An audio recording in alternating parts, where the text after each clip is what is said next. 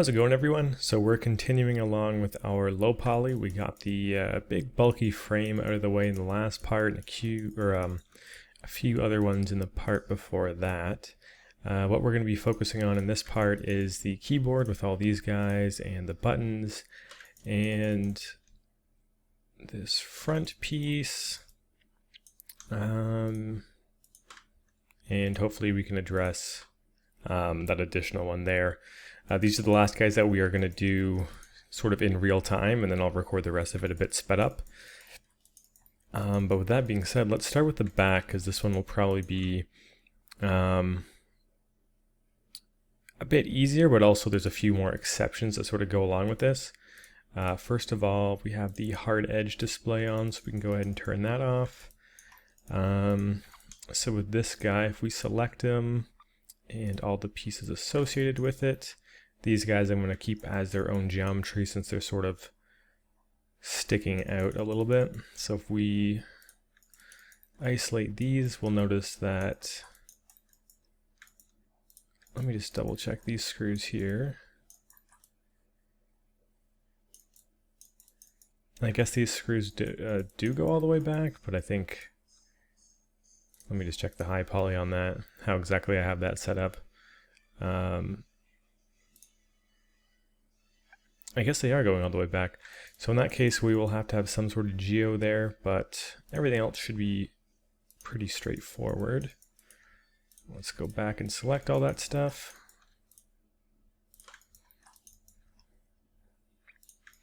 And we can start by taking these screws here and deleting them. They're not affecting our silhouette at all. This is affecting our silhouette, so we're gonna have to model that in. And at the back here, this is affecting our silhouette. So let's go ahead and sort of optimize this where we can. We can go ahead and delete this guy because he's not needed. Oh, he seems to be attached. So we'll delete that. As far as this stuff goes, we will double click on the screws so we get the whole thing. And then let's just unselect back here. Delete the front. I'm just going to leave these screws here. And then we're going to dramatically reduce the geo just because we really don't need anywhere near this amount for the roundness. This is a part that's barely visible as it is, so let's just go ahead and totally get rid of that. So control backspace, and then it might even be possible to take out another collection of edges here. Yeah, for something like this, that should probably be more than enough. And then we'll continue it here, where we deselect every other one. So just going through. Not really too difficult or anything to really comment on here.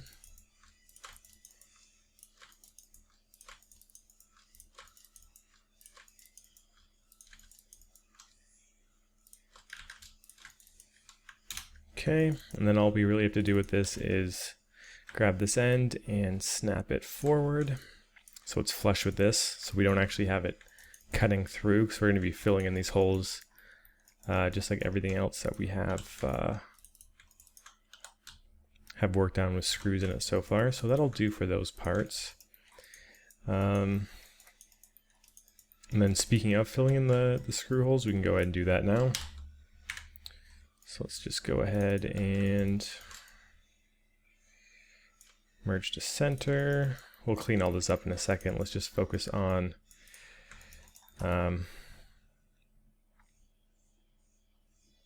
actually, this guy seems to be more or less perfectly symmetrical other than this. So let's go ahead and cut this here. Snap it. We can then delete the stuff on the inside. And we can just sort of work on one half and mirror it over because it should be perfectly symmetrical. This piece is already perfectly symmetrical, so we can just go ahead and cut that in half as long as we have a spot to cleanly slice through.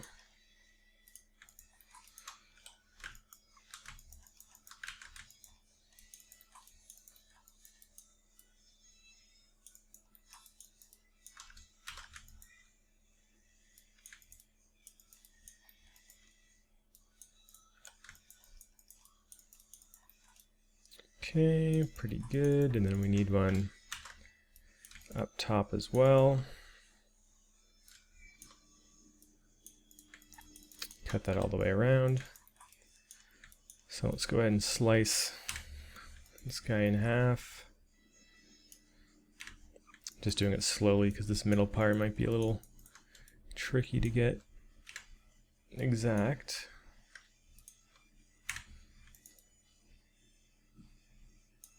But that'll do it. So anyways, cleaning this up shouldn't be anything too crazy. I'm going to delete these pieces of geo. And then maybe snap that there. And do something like that.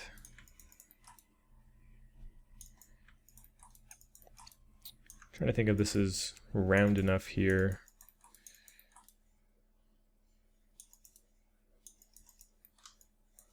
If I turn off wireframe.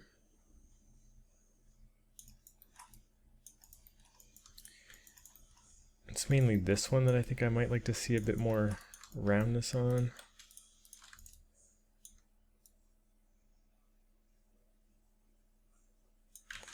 But let's go ahead and pop in the high poly and see how it looks. If we turn on wireframe and see if we can just sort of fudge some of this stuff around.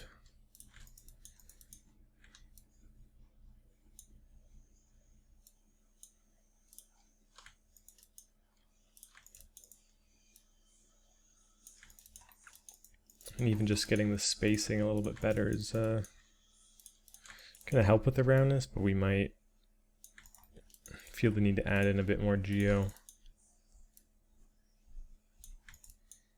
Even if it's one more edge. Let's turn that off for a second. Sorry, turn off the high poly for a second. Add an edge in here, and if we turn the high poly back on, we can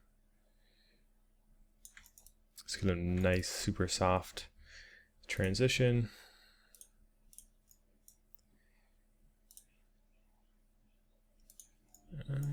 Go back into object mode and we can start to round this out. We'll continue that cut all the way down, which will then allow us to fully round out that area. Can use this to round that out a bit more. And then just sort of close that off wherever it seems appropriate. So this entire area here, you might be thinking, you know, for the low poly we kept in this back area, but that's because there's some sort of actual changes to the geometry and things sticking into it that we can't really get around. For this, we do have geometry going into it, but it's all a little bit forward. So if I bring in my high poly, we're getting these sort of grooves here, and that's going to bake down directly onto this really nice, and then we're going to have these teeth more or less kind of blocking it, and since it's raised forward, it's going to give the illusion of it being like sunk in a little bit. So I'm actually going to get rid of all of these grooves for that reason, because we can't actually see the hole and this stuff is resting in front of it, so there's really no point in having all this extra geo doing just that. So let's go back here, and we're going to save a ton of geo by doing this.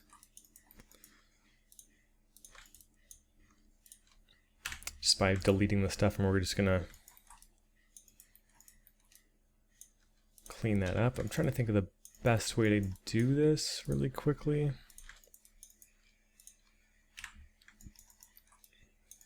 So we have an edge here that's going down, edge. The edges are still there, which is definitely going to help. Let's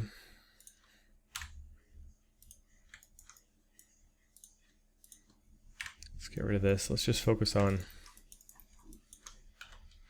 sort of squaring it out as much as we can.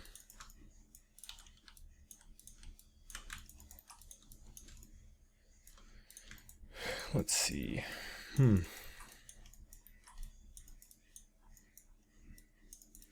Like there's the obvious way, which is just, you know, delete all this stuff and fill it in. But I feel like there's got to be a more, you know, elegant way to it, unless I can just, I guess I can do that, just delete the edges straight up. Or sorry, delete the vert straight up. I'm just hitting the delete key. It's doing a pretty solid job of filling itself in. So maybe we'll just sort of go through with that, and since we're only doing half of it, it really won't take all that long.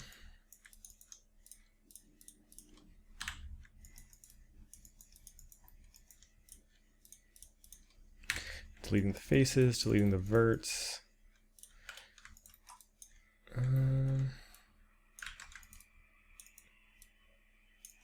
Cool. So I'll speed this part up, but this is going to be the process.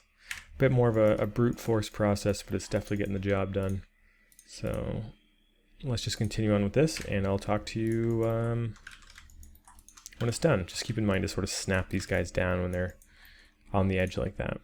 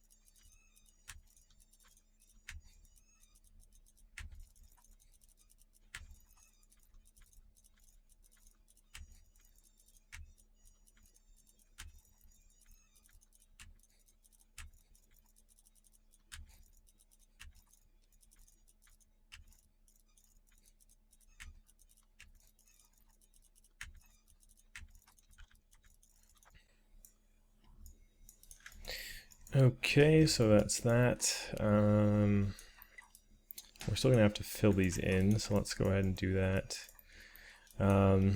Pretty much all I'm really looking for is this line here that's coming into the middle is what's actually determining how round something is. So everything else I can just sort of snap to the closest one of those.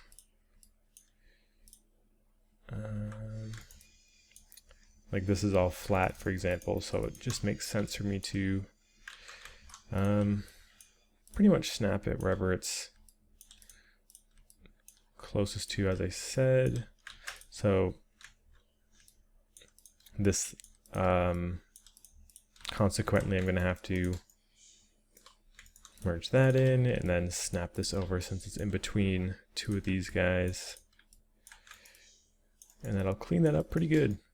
So I'm going to have to do another pass on that. Let's just do one more, and then I'll speed this part up as well, just because there's not too much I can really cover on this. But it's just more really basic cleanup as far as this stuff is concerned. So snapping that over, merging, and yeah, so I'm just going to do that, and I'll speed it up, and I'll see you guys when it's done.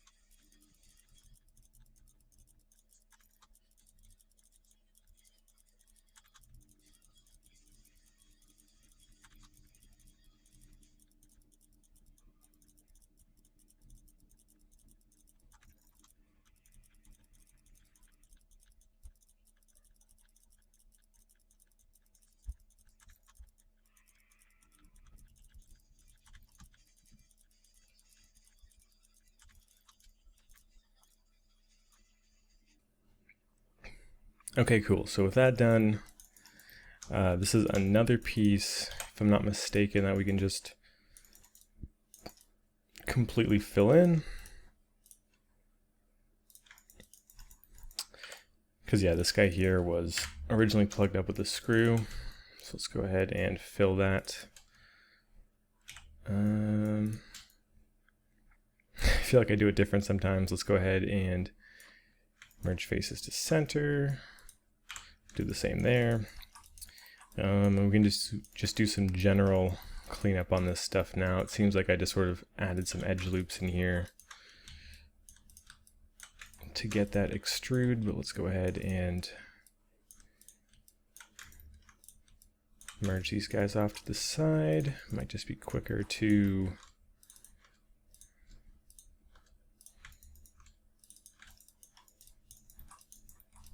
grab them like so, minus the guys that we already picked up, and just snap that over. This one is actually being used for silhouette purposes, so we'll leave that.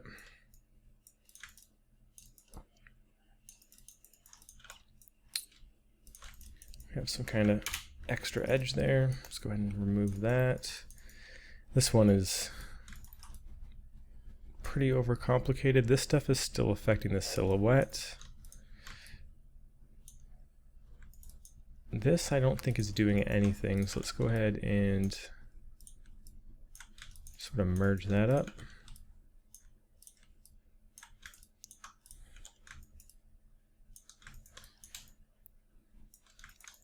Merge those guys. I'm actually gonna just delete these. It might just be easier to start from scratch.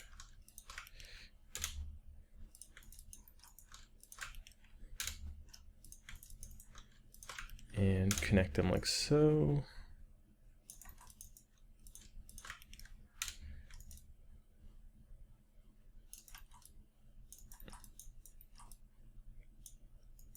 Right, and then we can just clean all this up.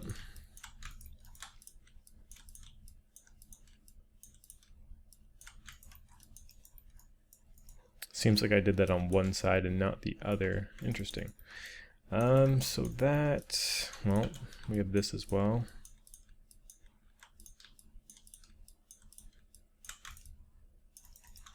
That'll take care of that.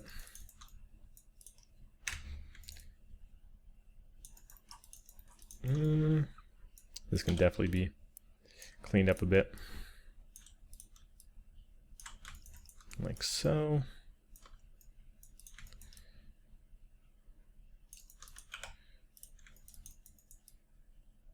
Okay, and yeah, so as long as these guys are still forward, having the sort of normal information behind it is just going to give the illusion of it going through, so it doesn't matter either way. And there isn't really an angle where we can see it and make it too obvious, because this stuff, if we do go to our high poly, we'll never actually see like a proper cutout of it. We'll see these indents, but from a distance it'll just be perfectly fine just the way it is. In theory, if not, we can always go back and fix it. We have all our older versions of the file saved, and we can just grab that and put it back in, but I'm pretty confident that that is going to be pretty fine just the way it is. Let's go ahead and do the same thing with this guy now. And then we're going to combine them into one. So we only need half of this guy, just like the other one. So let's go ahead and make sure there's a line all the way through. And slice them in half. We don't need to worry about this being unsymmetrical because this is actually extruding out, so we'll never see that cutting through.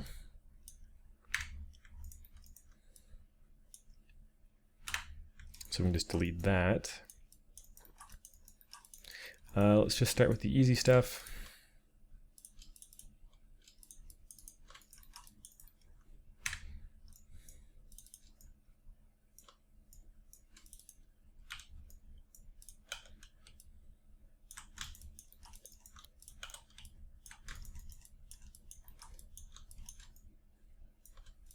Merge that. The grooves at the top there, we're gonna have to give them a bit more treatment like we did on the other piece of this. Let's go ahead and, I guess if we're merging faces to center, we have to do those one at a time. At least this is a bit easier though. We have direct spots we can anchor this to. I'm just deleting these and connecting them to their appropriate position. And then there's one in the middle. A little bit awkward, but a bit easier because we can just delete the verts, including those ones. Okay. So how are we going to go about doing this? Let's go ahead and take a peek at the high poly for this. So this information's on here pretty good, but as long as we just have it filled out, we can bake down pretty much all of this stuff. Like the fact that it's dipping in, we can just bake that down because we're never going to get to a point where we really look at it and see that there's like an opening, especially because we're pretty much only going to see that part from like this close max. Like I don't think I'm ever going to do a render that's right here, right? So as long as it's sort of flat, we can bake that down really cleanly, and it's going to save us a ton of geo because this is a lot going on here. So let's see. Probably the fastest way to do this would be to say delete like this, and then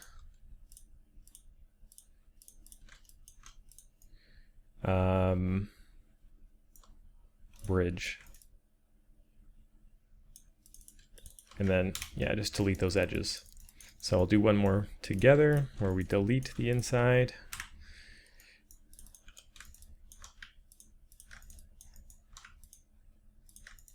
And bridge. It's going to give us some gaps in some of these spots just because of how the geo is laid out, but I'm pretty sure if we delete these, it should be fine. Maybe not.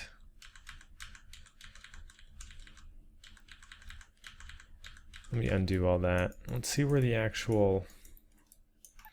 So these lines here are determining where the silhouette is changing. This is kind of similar to the last one. So with something like this, to go ahead and bridge across, and delete's fine because those two lines weren't affecting the silhouette. Here we're getting a silhouette change. So if we were to try and do something like that, delete this,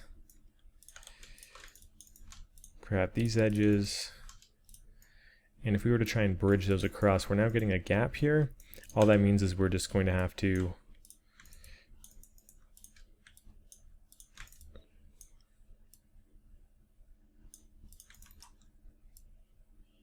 follow that pattern and snap it into place, and then the one that isn't affecting the silhouette can just be deleted straight up. This one's a good example because we already have this piece connected. So if we were to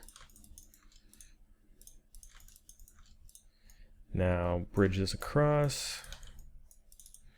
We could easily just remove that. This one doesn't have any sort of edge touching either of these. So if we were to bridge these guys across, we could get rid of both edges, no problem. And then I'll do this as a last example before speeding it up. So we delete these guys.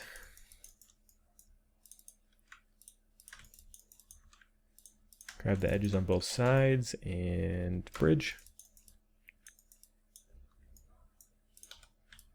And then we're just going to pick one of the sides to more or less mimic the transition and get rid of the other one. So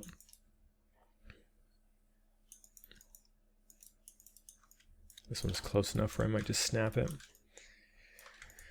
Yeah, I'm going to continue along with this and just sort of speed up the process since it's just very repetitive, and I'll see you guys as soon as this is done.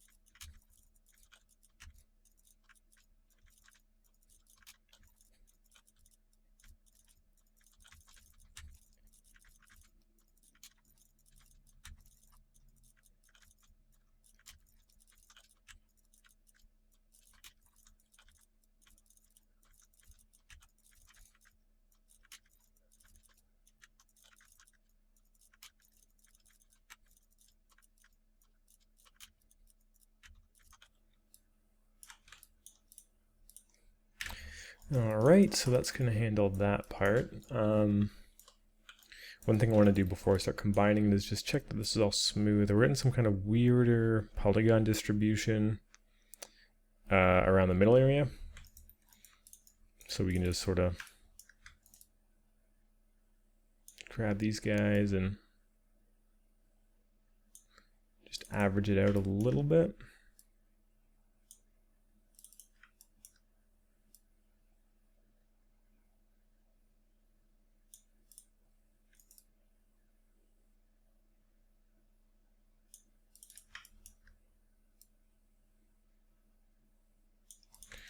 Okay, and of course we can always just compare that to our high poly version.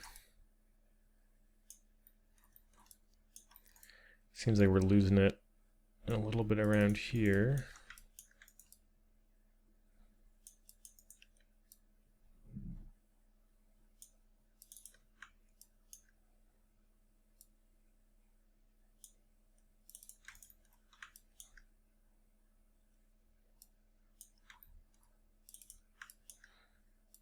So just doing a quick pass,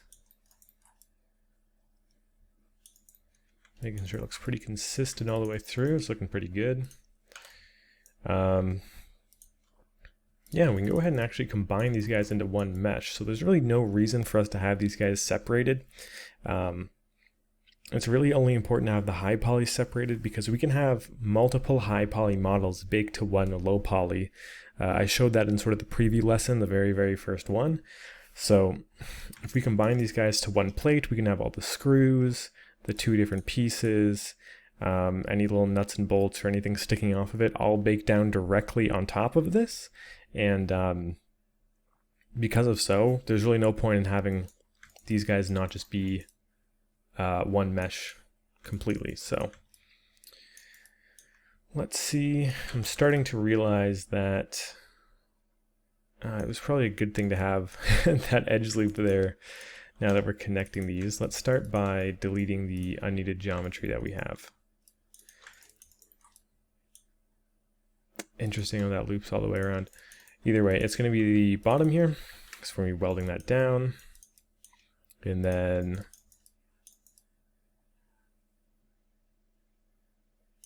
it seems like there's a thin line here that we can sort of cut out. So I'm just going to use my cut tool to get that. And if we isolate this, we can just sort of continue that along. So I'm cutting along here. It's not liking that for some reason.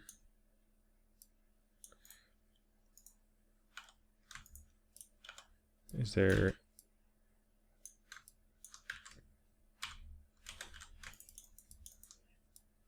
Interesting, okay. There's some sort of extra vert here. Let's delete that. Should work out a lot better now. And then I can just vertex snap that. Let's just sort of do the same thing here. Just an extra vert in each one of these spots. So we can just sort of add a cut up here and then grab all the new ones, flatten them out and snap it to that position. Close it off, of course, and then delete this stuff.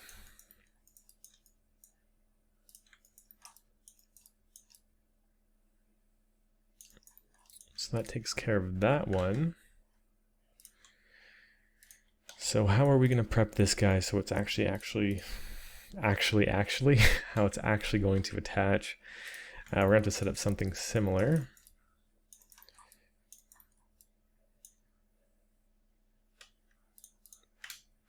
So with this guy,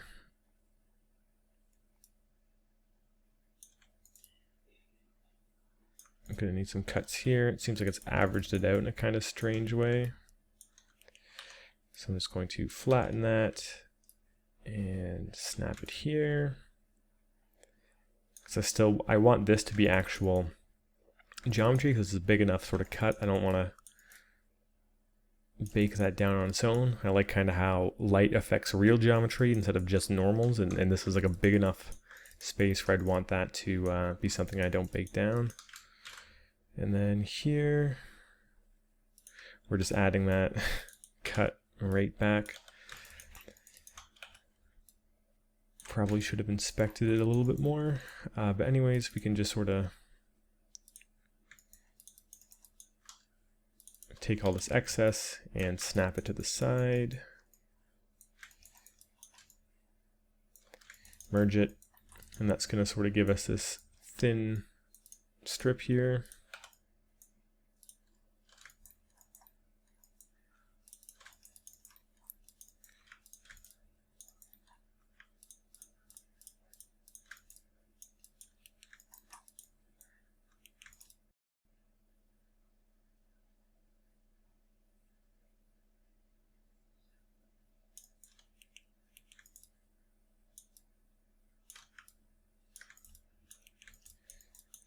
This guy is kind of changing how we go about things a little bit.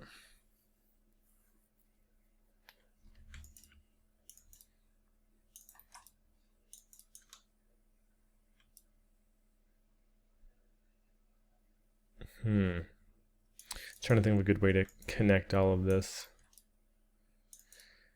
Either way, we can delete that for sure. That's going to be gone.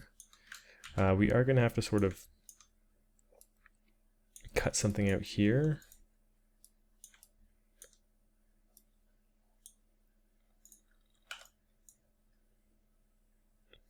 What I'm doing here is I'm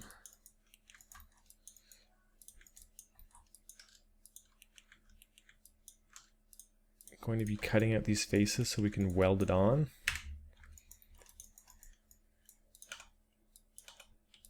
So we can just sort of directly attach it.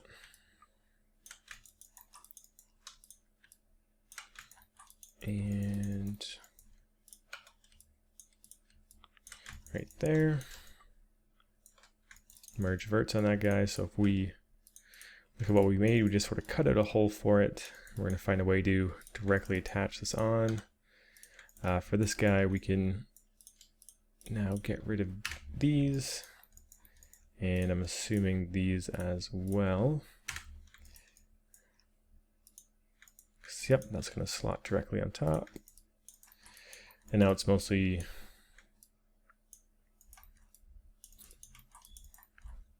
these sort of faces here.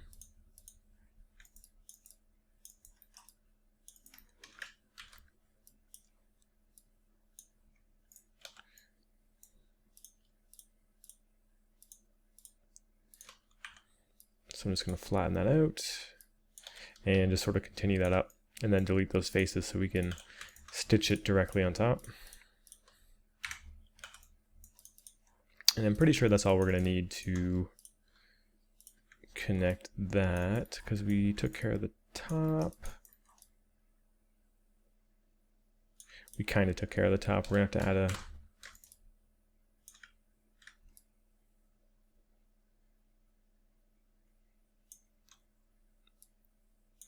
little section of cuts here.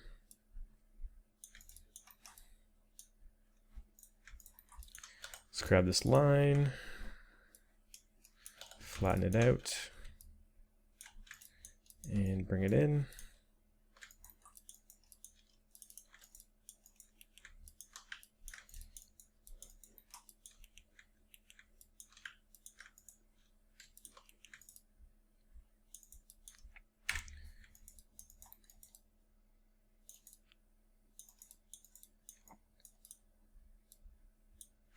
Cool, so by deleting that, we can snap that on there, and I think it's just going to be this piece left, if I'm not mistaken.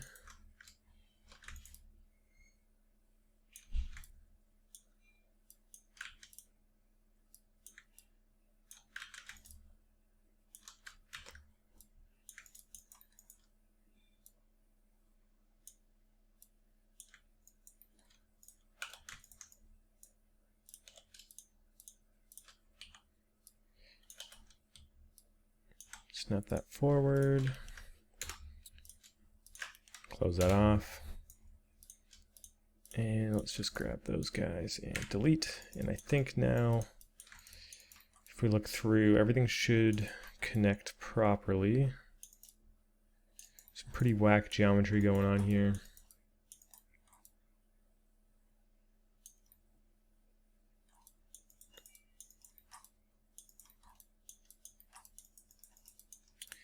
But let's just go ahead and do a mesh combine on that. Seems like there's a bit of manual cleanup. I'm just gonna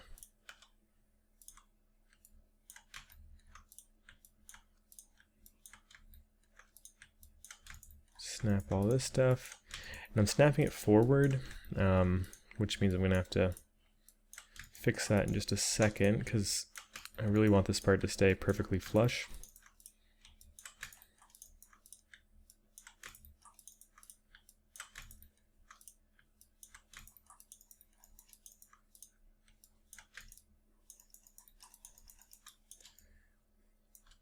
So once again, just merging that, and yeah, let's grab these guys really quick. Should only take like 2 seconds. So we can just scale that. And if we start poking around, everything should be attached properly. Of course, we have extra verts just floating around.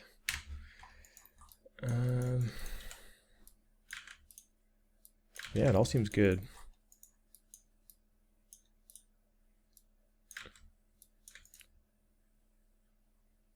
This isn't looking that smooth though. But yeah, that definitely seems like it's going to do it. We should be able to mirror this guy over now. Let's give it one quick look over.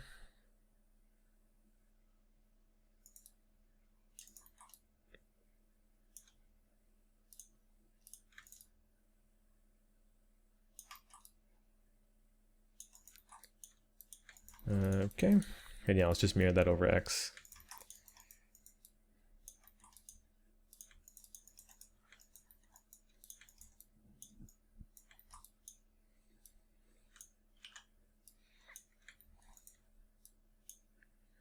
Just gonna really scale in these midpoints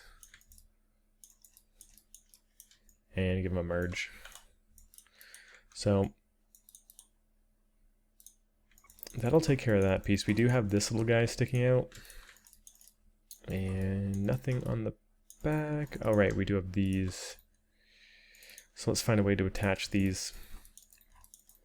This one's pretty straightforward, but I'm debating if we need to actually like attach it. Same with these. I think we can just go ahead and, as long as they're flush with everything, they should be fine the way they are. Same with this. These two guys I'm going to combine just because it's probably pretty easy to forget about these pieces on the back. And as we're bringing everything into the low poly stage, I just kind of want to get rid of the color and keep it consistent. So that should be fine the way that it is. Like sometimes you'd want to, you know, cut out a square, weld it down. The reason I'm not doing that in this specific case is because there's an indent behind this that's going to sell it, and as long as I just make this its own separate piece, we'll be able to bake it independently. So it's going to be totally fine either way, and we're just saving geo by having it float there. So that makes these two pieces done. We can unhide everything and add those to our low poly layer. Let's see if these guys are going to be complicated.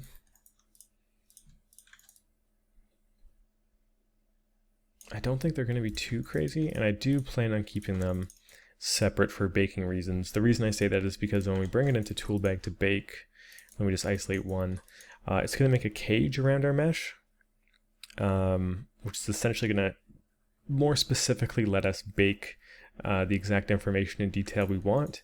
And if things are super close, when we make our cage bigger, it might cause some weird artifacting.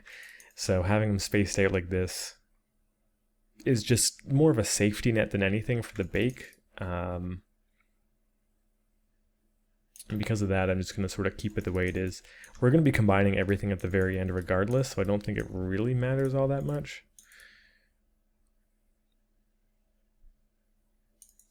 This geo, it kind of looks like it's pretty low poly from the silhouette, but say we turn off wireframe.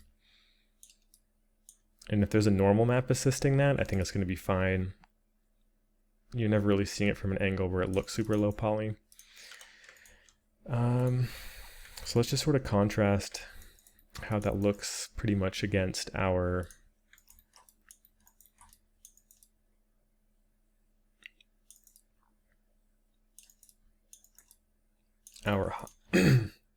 high poly.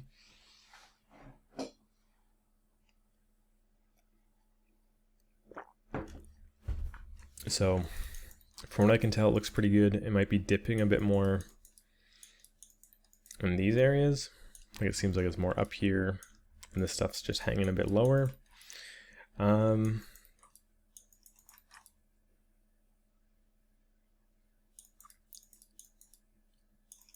still think it's gonna bake fine.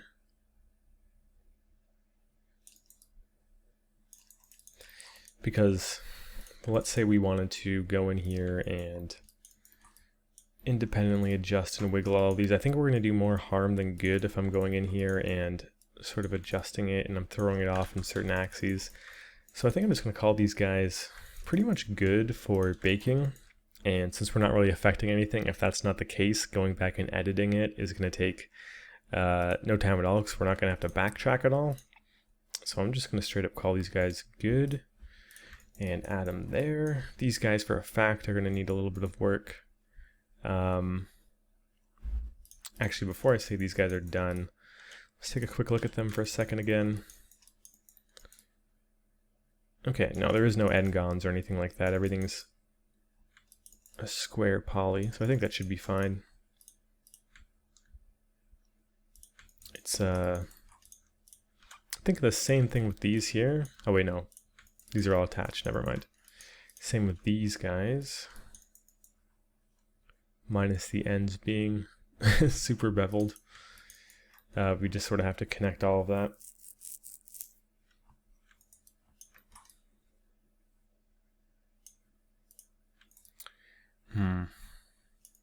Yeah, in fact, this is probably a pretty good example to be doing, since we're only gonna have to do one and then we can just duplicate it over. So let's just sort of focus on this guy for now. Pretty easy to get this guy to a proper low poly mesh. We have him beveled. All we really have to do to clean that up is something like this, where we simply just connect these. It might not even be necessary to have like this loop, for example.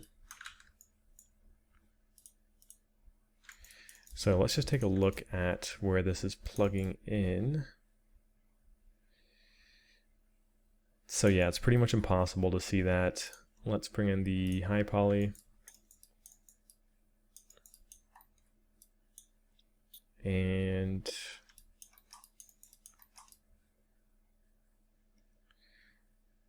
I mean, the roundness is definitely there, but the chances of anyone seeing that is pretty low. So let's turn off the high poly.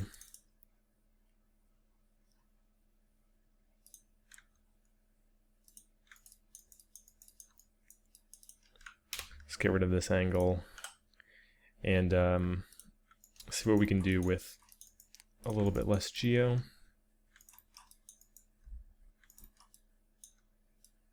I'm just thinking something more along the lines of this, where it's still getting the job done, but we're going to be saving a ton of geo since we're duplicating this so many times.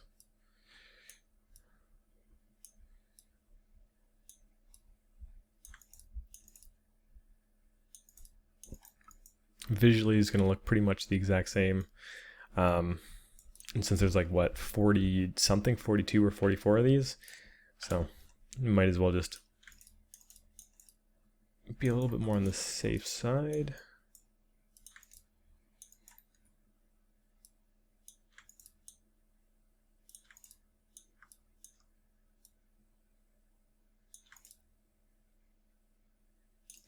Cool. So let's extract this guy. Just sort of give him the UV treatment. UV editor. This is another one where it should be pretty straightforward. So this side is flush, this side is flush, this is more rounded. So since this side is flush, we're going to want to cut off the shell, because anytime there's this sort of 90-degree angle, we harden the edge and we cut it off. That's what's going to give us our perfect bake. So we can capture that via camera projection. Do the exact same thing here. And everything else we can just sort of do from Y. And where we're going to add our seam, you want to add your seam obviously wherever it's least likely to be seen, and I'm guessing that's probably going to be down here. Actually, it's not perfectly a 90-degree angle, so we're going to keep that all soft. So yeah, we're just going to cut this and unfold vertically. It's going to be pretty long. Unfold U, and we'll do the same thing for these guys. We'll just unfold U, unfold V. And let's just focus on straightening this all out.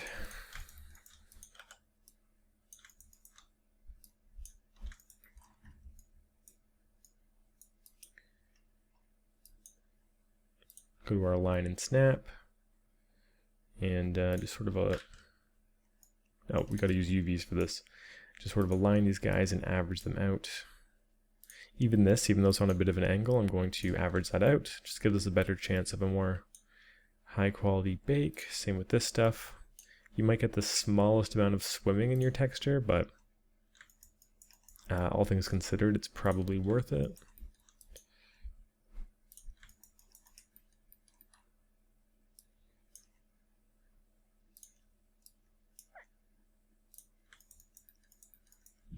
And I think I mentioned it before, but I want to be doing a bit more in-depth breakdowns on the actual UVs when we get to those respective parts. So this is just more of a preview on it. I still have some kind of snapping on.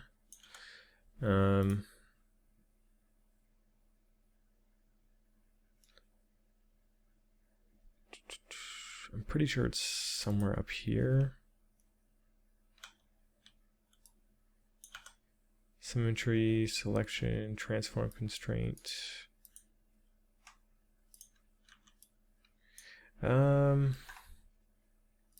Transform.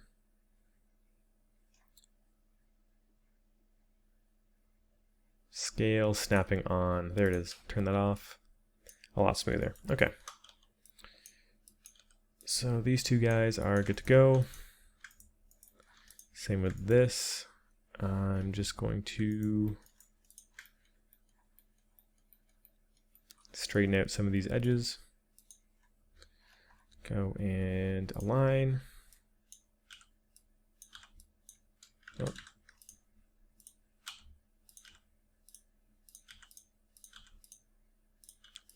Hit G to repeat. And that'll probably do it for this guy.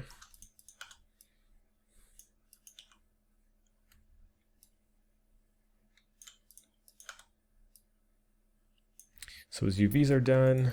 I might take it the extra mile and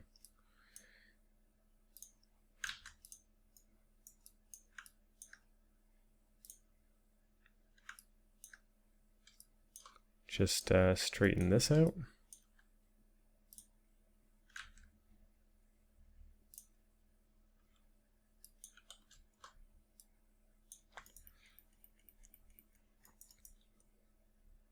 Because yeah, we already did it here, so we might as well keep as many straight edges as we can, and we can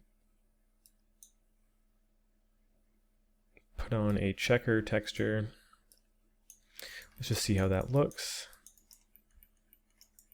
So yeah, even though we deformed a lot of stuff, you only really see it here, and that's so minimal, you'll actually never really notice that, so I'm pretty fine with how that looks. So if we go back to shell,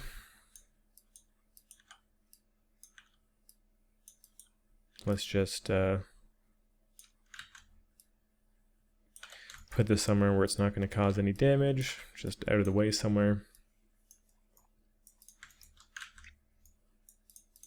And with that done, we're pretty much ready to duplicate him over and over and over again.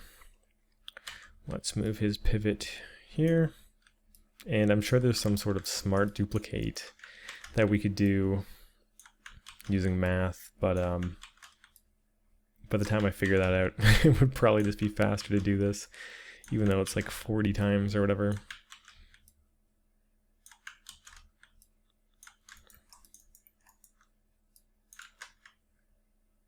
I'm going to take this old one and give it a different color just so I remember, or I can better realize, I guess, which ones I've already done.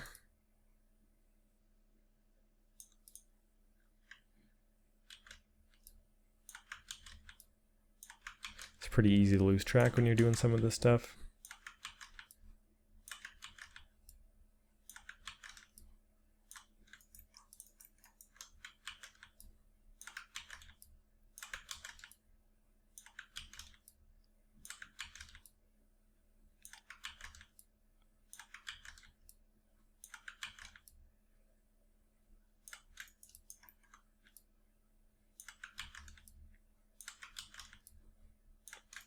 Okay, almost there.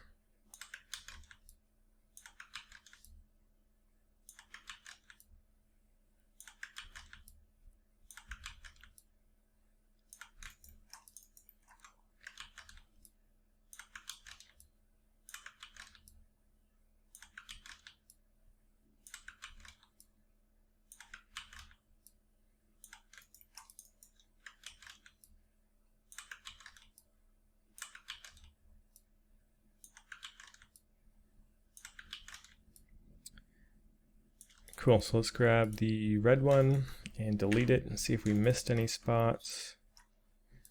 Seems pretty consistent.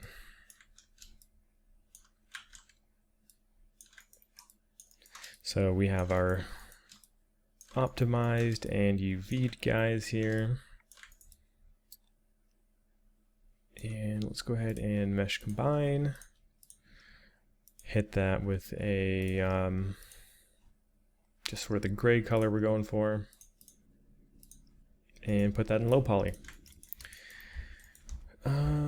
Cool. So if we look at our low poly now, we're getting these guys in the front, these guys in the back here. We have this piece done, this little accessories.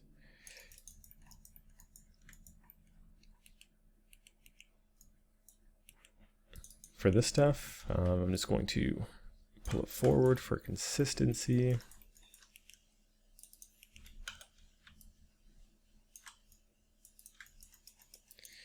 And yeah, we're making some pretty good progress. That leaves us with the sort of main keyboard and the keycaps. And I think that's not going to take too long, but either way, let's see. I took a little bit of a break in the middle of recording this, but we have been going for a little bit of time.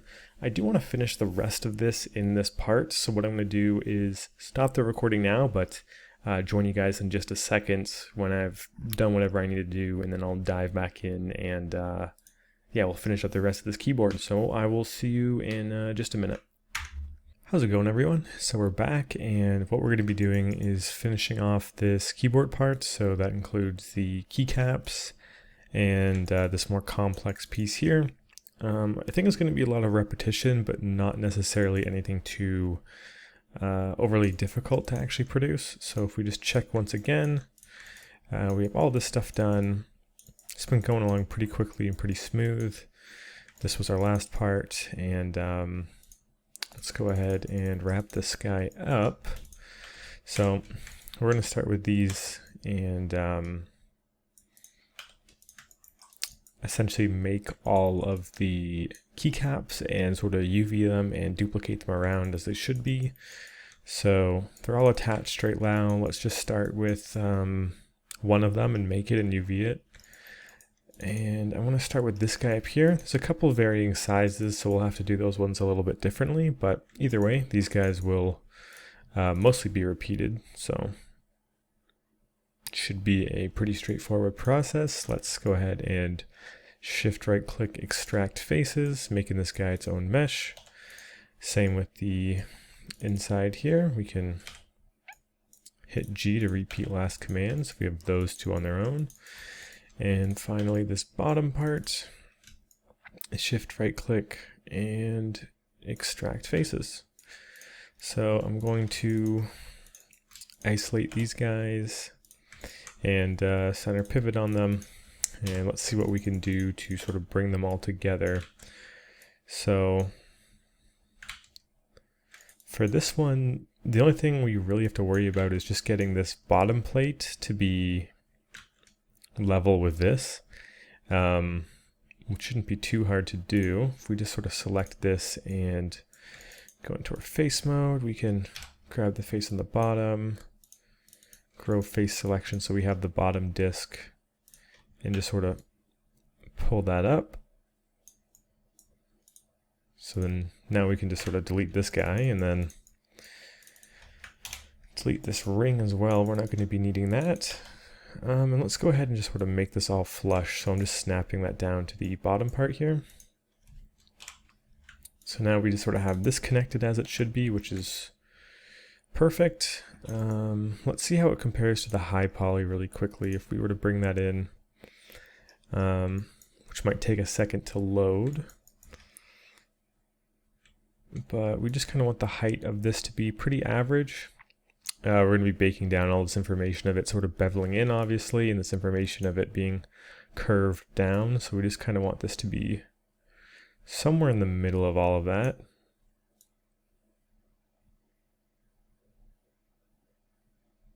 Somewhere like so should probably be fine. We can turn off the high poly.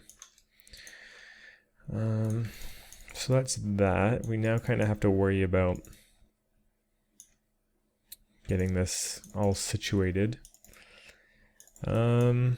It's a bit interesting because if I remember correctly, we rotated these all a little bit differently, which might make this a bit more complicated, but nevertheless, it'll be fine. One thing for certain though is we are going to delete these faces because we'll never be able to see them. And it seems like we'll have to find some other way to sort of attach these on. The reason I think this is going to be a little bit tricky is because I still want to be able to rotate this while keeping this in place. And if we're attaching them, I don't know how realistic that is unless we were to sort of bake this part down, but I kind of like having like an actual lip in the geometry. It's a pretty subtle detail, but I think it affects the silhouette enough, especially from angles like this, that I kind of want to keep it. So in that case, what I'm going to do is I'm not actually going to weld these together, but we still have to delete the faces on the top and the bottoms just so that they're still sandwiched on top of each other pretty tightly. So we don't need any of that geo. And as far as this guy goes, we don't need any of this geo. So this is going to still allow us to sort of grab this top part and rotate it as we need to. If I'm not mistaken, let me just do a test. Say I put this over here. So that one's the same. That one's the same. There's definitely a few that I rotated, like I can see them here. I guess not very many in this top row. Or really any in that top row.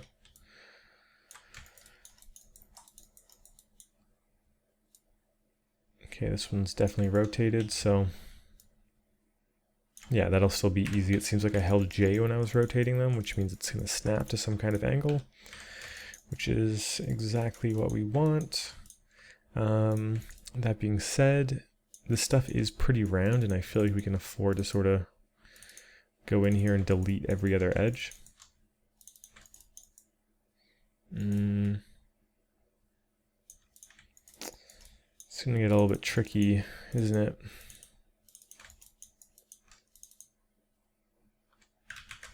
Yeah, because it's going to want us to delete this edge. So let's just start by deleting these.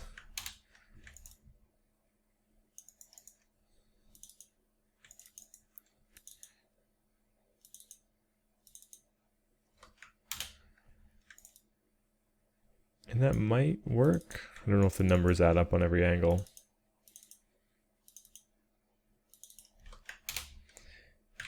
Yeah, definitely not.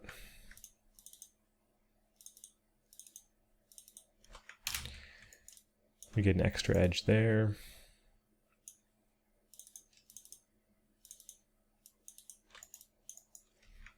And we get an extra edge there.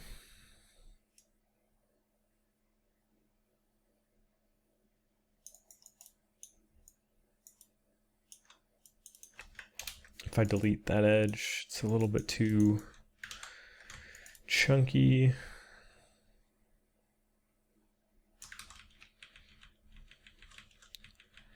So let's undo all of that.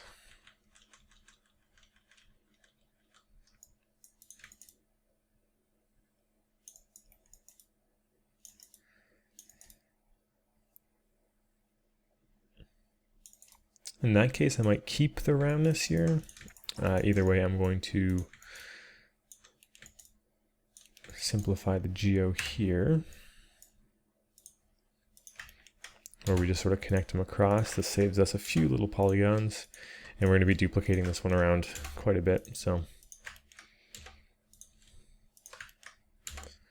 we can take all of the geometry saving we can get.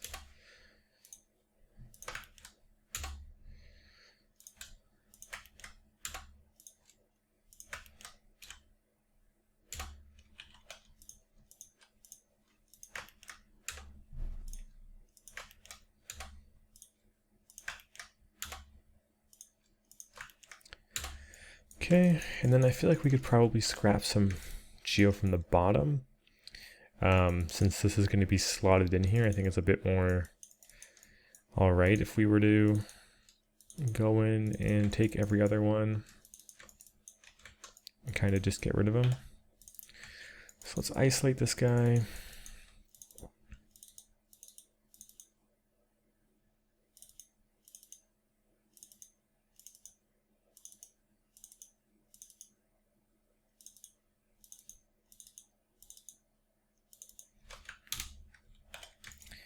So it's definitely looking a little low poly, but when it's pressed up against this, you can't really tell. And then honestly with this, we might as well grab the whole ring, shift right click, merge edges to center. I guess that doesn't work with these. We could just fill hole. What's the best way to save as much geometry on this as possible? It might just be to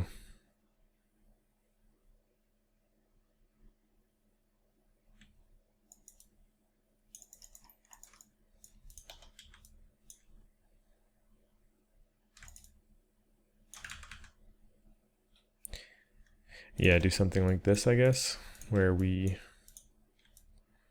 have it filled up, but we just sort of bring these all the way to the edges, just snap in the verts, and these guys are poking out a little bit. And then we'll continue to do what we did at the top and just sort of connect them all in one way or another.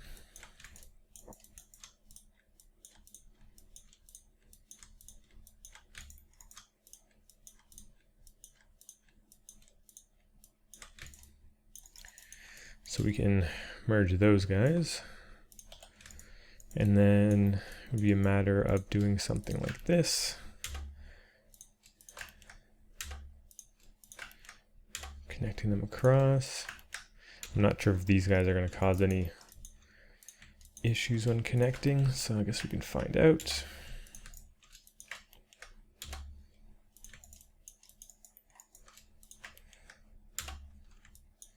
Seems to be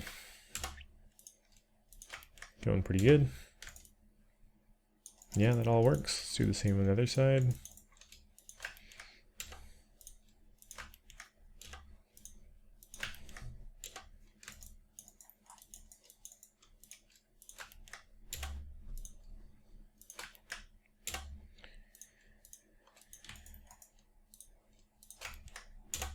Okay, so that's the bottom. We can definitely shred some geo off of this stuff. I'm going to start by taking these sort of squared off edges and snapping them to just the corners. That's already going to save us a lot of geo. And you got to think, we got to be as kind of optimized as possible with these pieces because yeah, they're going to be duplicated around a ton. So as much geo as we save here is going to be multiplied by, what was it, like 43, 42, 43, and then there's a couple extra ones, so even more than that. So we can go ahead and merge verts on that, and then it's mostly a matter of how round do we need this stuff to be. Probably not this round. I would argue that we could probably collapse a few edges. Let's start by collapsing those edges.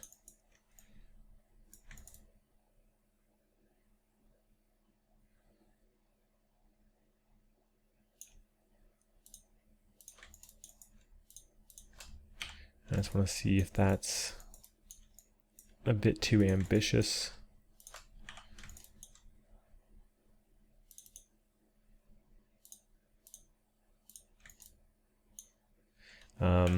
Yeah, let's bring in our high poly, get a better idea. So it looks like we could do it this way.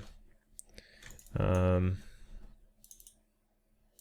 grab our move tool. We're on a weird angle, so the pivot's all over the place. But if we go to component, it gives us a bit of a better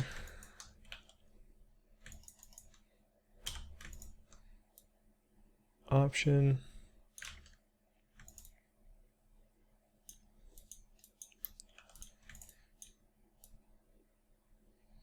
We can scale that in. We can, it's hard to grab this, but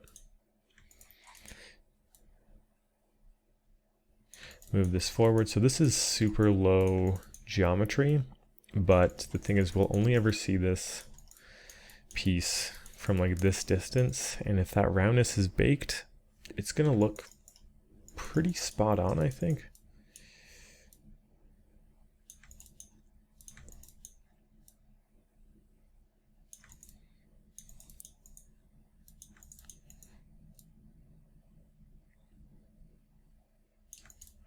I think it'll work just fine.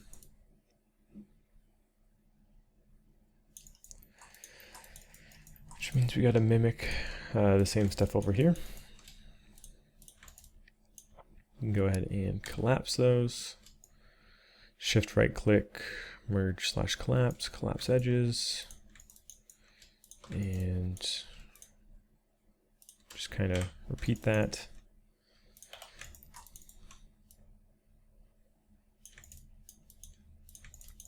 And yeah, I'm only going this low on the geo just because it's such a tiny detail that's probably only going to be seen from very far away.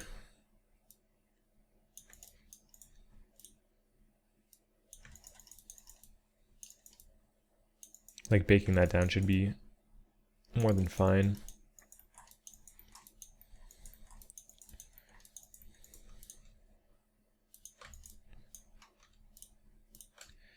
Collapse those edges and collapse these edges. Sort of massage these into place.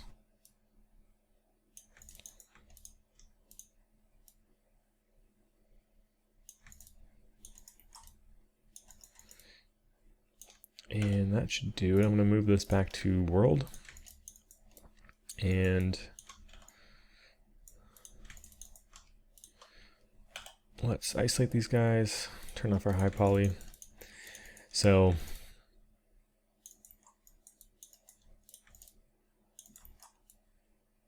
it seems we've kind of broken this somehow. I guess we deleted an edge that we shouldn't have. Going to bevel that and sort of snap this up here. Snap this down here. It's just going to remake what we had lost. And merge that. Okay, so that should be pretty much everything for this. This is a pretty ridiculous poly count, all things considered, and we can even snap those down. But yeah, it's a pretty ridiculous poly count, but just the way that we made these guys, it wasn't really super future-proof, and on top of that, this is one of the most visible pieces, so I don't mind having a little bit more geo to kind of reduce the sort of faceted looks of some of the other parts. We can take this a bit further and delete all these faces on the inside since we're never going to see them.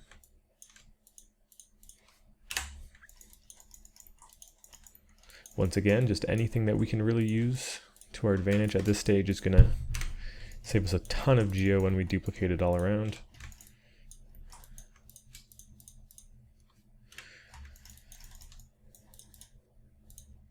And then I don't really want any spaces between anything, so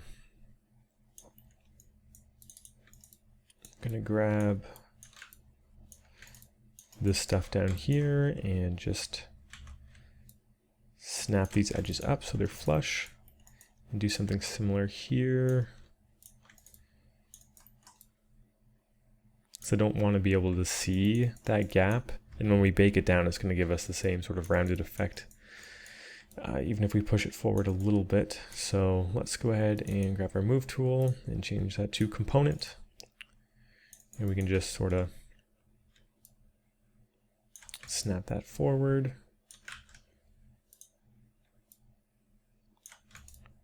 Maybe one at a time, since they're snapping to different parts. So yeah, now that guy's kind of like sucked onto there, which is exactly what we want. Just kind of repeat that. Do one there. Do one there. Grab these guys, and since we're going vertical, we can change that back to world and snap it up.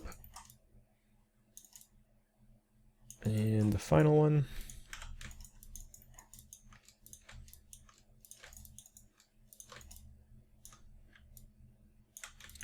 Snap that up and snap forward. Snap forward. I think those are snapping pretty deep in there. So we can pull them out a little bit.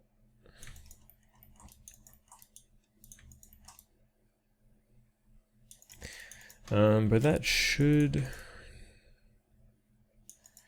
do it for these guys. Actually, we do have to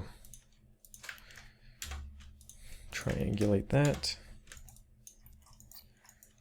1, 2, 3, 4. Technically not, they are four-sided, but just to keep it consistent.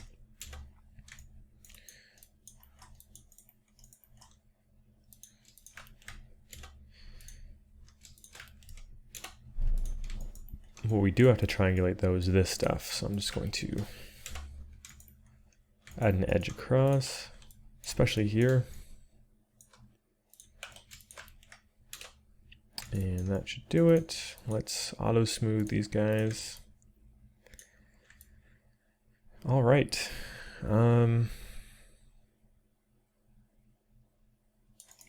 Okay, we should be able to UV this.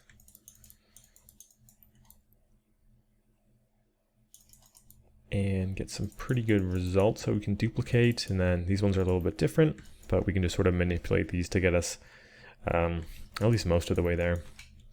So let's isolate this again, and let's see how we tackle the UVs on this. Let's go to our UV editor, and I'll cram it onto this screen. Definitely one of these things that you want to use multiple monitors for, but there's no really easy way for me to record that. So for the time being, we're just going to be doing it this way. So this one should be pretty straightforward. If we do a camera, let me select the faces, do a camera projection. Just the same rules as before, where anytime there's a 90-degree angle, we're going to cut those things. So right click, shift right click, sorry, or just shift right click.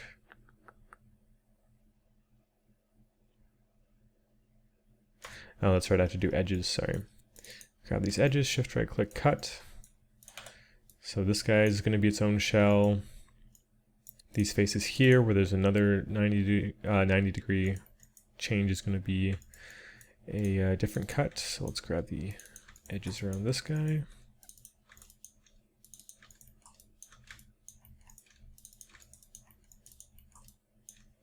Shift right click, cut. And then these faces on the bottom,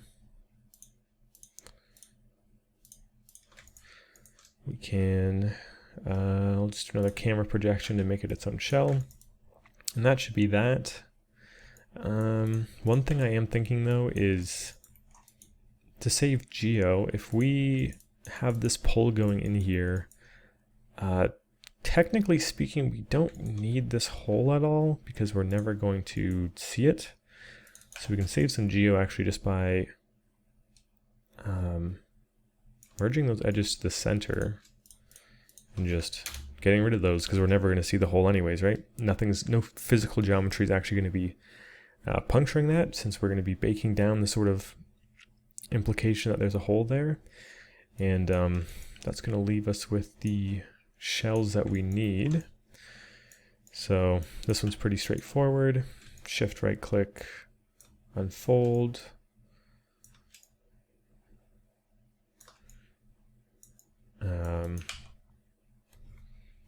Pretty basic. All you really have to worry about is the alignment. So just sort of straightening this guy out, which is just going to help with our bake.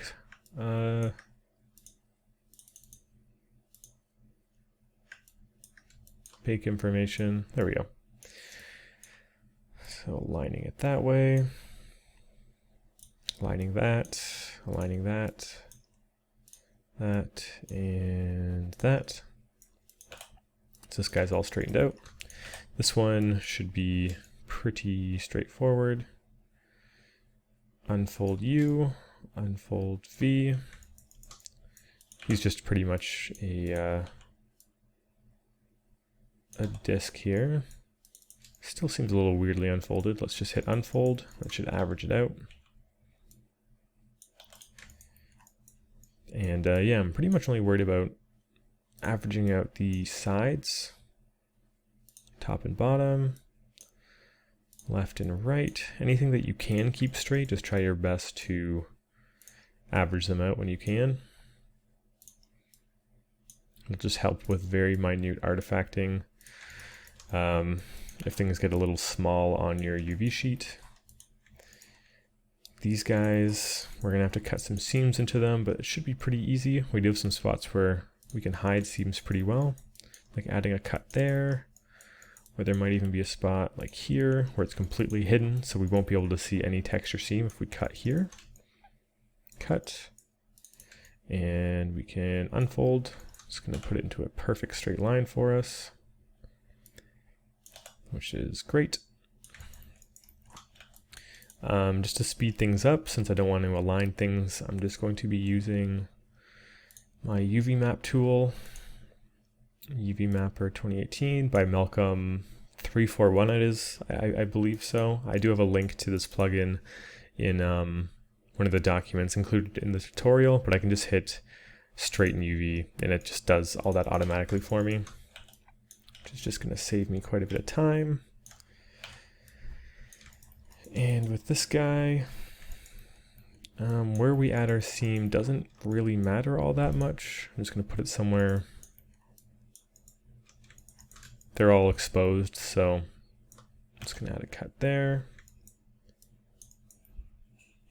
Or I guess it does matter a little bit. Let's unhide everything and just sort of add it at an angle where you're least likely to see it from the camera. So here, we're never going to really have a camera looking from within the typewriter. So I'm going to add my cut there and unfold and straighten UV. So that's going to kind of get all that stuff done for us.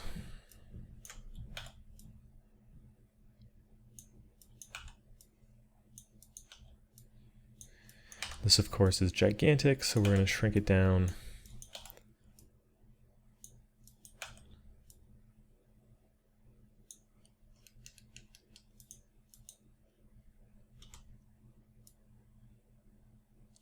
My mouse is freaking out right now. What the hell?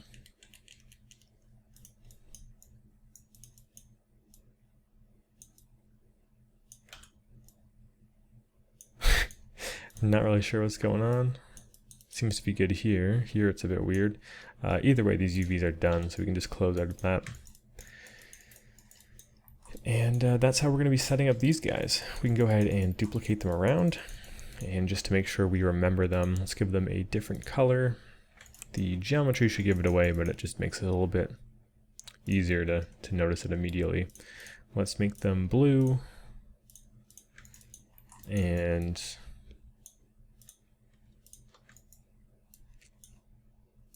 center pivot on them. So just Control D, and then snapping directly to the middle.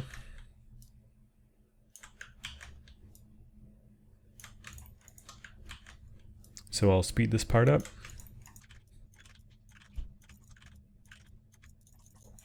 And then to just sort of line them up at the bottom, we can bring these guys over so we can still snap them in these two axes, but then to make sure we snap them perfectly on the way down, let's just move our pivot to one of these corners and snap that here, center pivot, and continue along.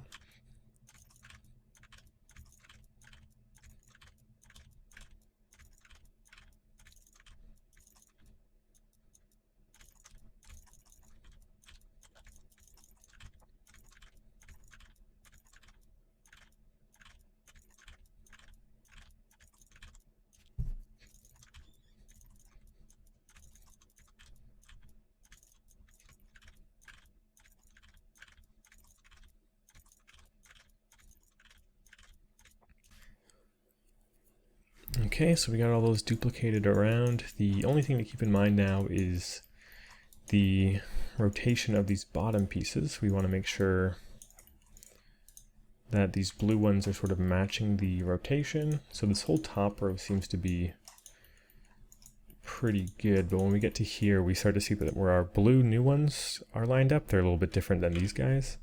So we just want to try and keep them lined up. We got to keep in mind that some of the distances between these are a bit different, so just make sure you're rotating the right way. And then the original position is going to be pretty accurate to where the high poly is. So as long as you line this up, the high poly should be pretty spot on.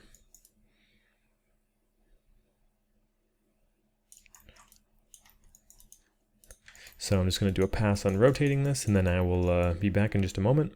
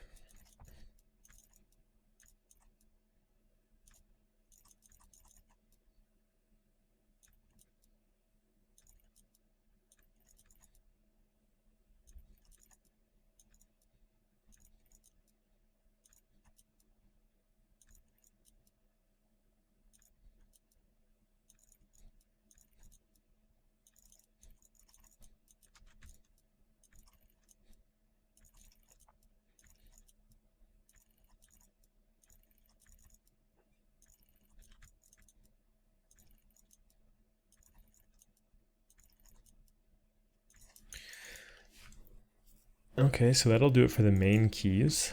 We do have some of these sort of weirder exception keys on the side. I do think this one is the exact same, if I'm not mistaken. So let's start with this guy and just snatch one of these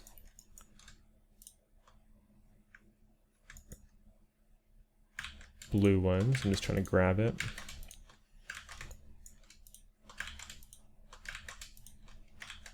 It really does not want me to select it.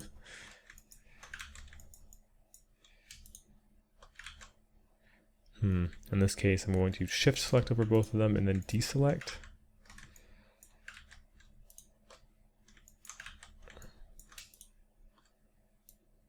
There we go. Okay, we got the blue ones. Can duplicate this. Let's hold V, snap it this way, snap it this way, and bring it up. So the size is a bit different.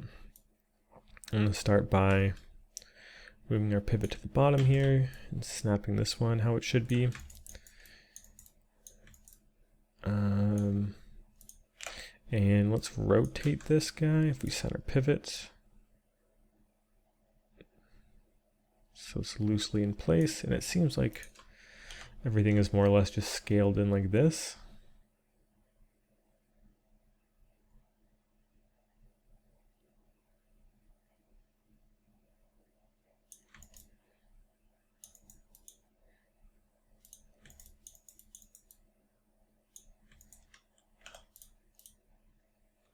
Interesting. Let's undo the scaling and center the pivot.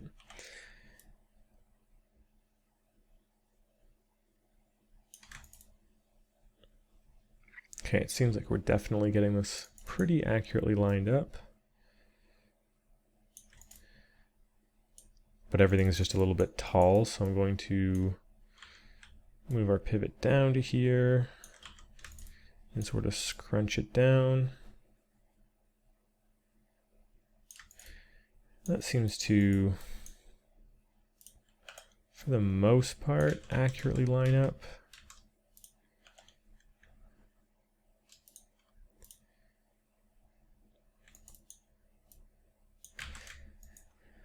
If I delete these two, this stuff still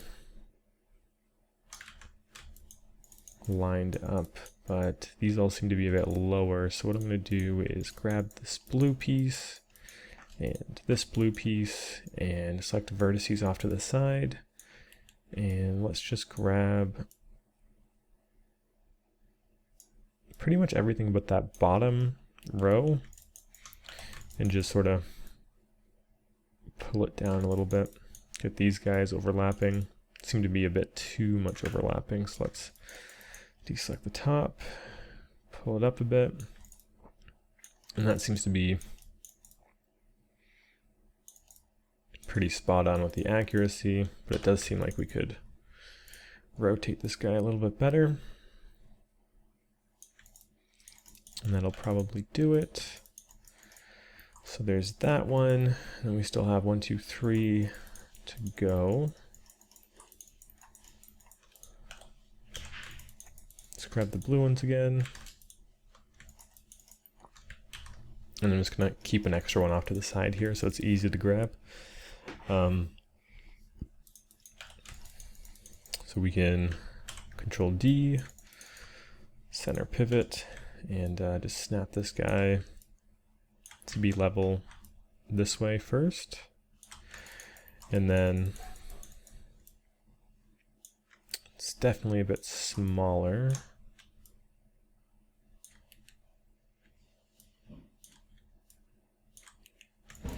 Just double checking the snapping on that. So yeah, center pivot, we can sort of scale this guy up like so. Seems like these definitely need to be rotated.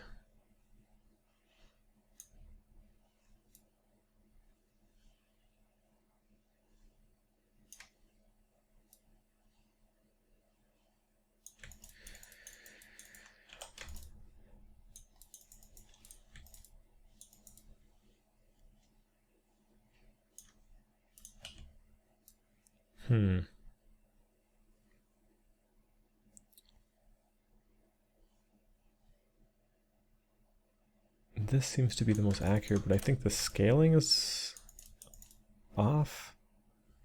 Should be centered. I don't really know what's causing that, because this seems to be off center a little bit too. Let's grab these guys and just forcefully snap it to the middle.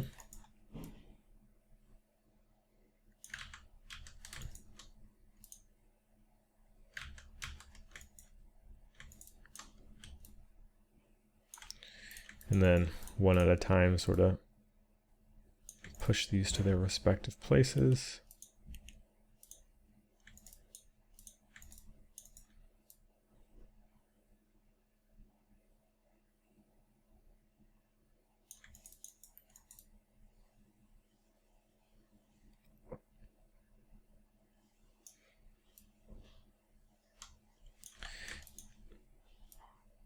Yeah, I definitely need to scale this guy down a bit, push him up.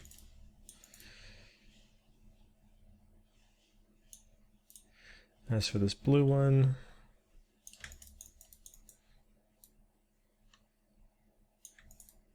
move that up. And then it seems like I need to scale him down a bit, like so. All that's left to do now is to isolate these guys and I'm gonna have to push this out to the rim like it is in most of them anyways, right? Yeah, so that matches the green. This is just definitely pushed in a weird direction. So let me grab this and just slide it forward. And I think that'll do. I just want to grab these and double check. Yeah, that should be fine. Okay. So that'll do the right side. We can move to the left side now. Seems like I messed with the scale of the stuff more than I remembered, but it's okay. Snap that there, snap that there. And move that position there so we can snap it directly down. And for this one, let's Control G, so we'll group it. And if we center pivot and move the position of that group down here, let's see what happens when we just scale this up, if it keeps it more accurate. Definitely seems to be a little bit of a better way of going about it. Center pivot on that.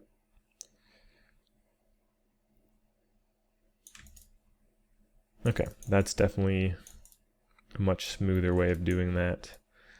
By grouping it, we can scale them both from the same position without affecting them individually. It treats them as one object, and that's gonna give us a much, much better snap in general. This is a lot smaller though.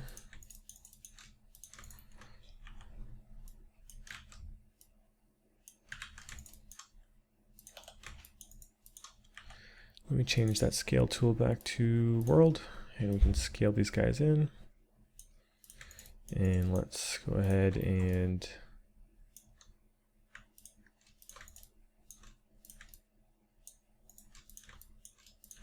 scale these guys in.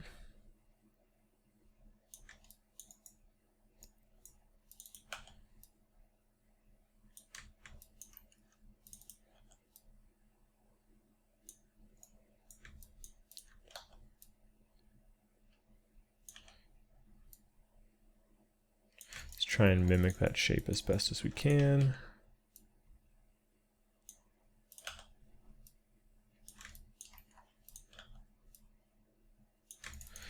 Makes me curious as to how this one turned out. Shape seems to be pretty much the same though. And that'll be that guy, which just leaves this one, so I'm not even gonna bother duplicating it. We can snap him horizontally. Then in the z-axis,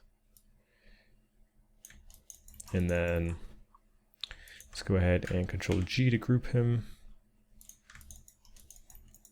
Move his pivot down here, snap him, and this one seems like it's already the correct size. We're just going to have to rotate this.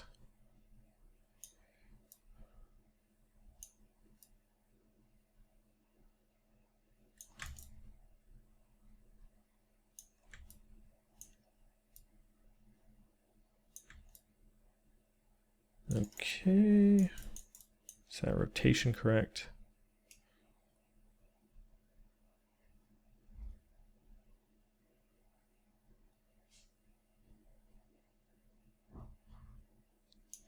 Okay, cool. That means we can now delete all the old ones. And since they were attached to each other, that's a pretty quick task. So cool. Those are all the new keys that are UV. We're gonna have to adjust some of the UVs on these side guys since we kind of messed with them a little bit. So let's go ahead and do that.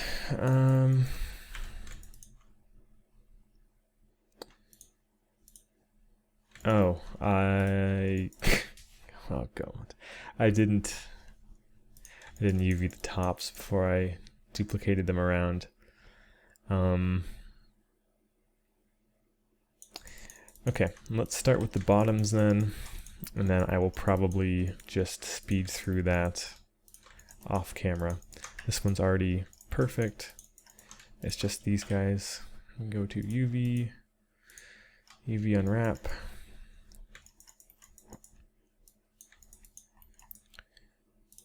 So let's start with this. And just grab the UVs, unfold, and unfold. Just gonna affect the size a little bit. Very, very minutely. Probably won't make any difference on this one specifically.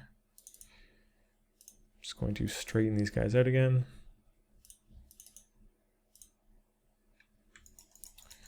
Cool. Now there's this one where I think I did affect it quite a bit more. Unfold U, unfold V. Straighten UVs and straighten shell. And then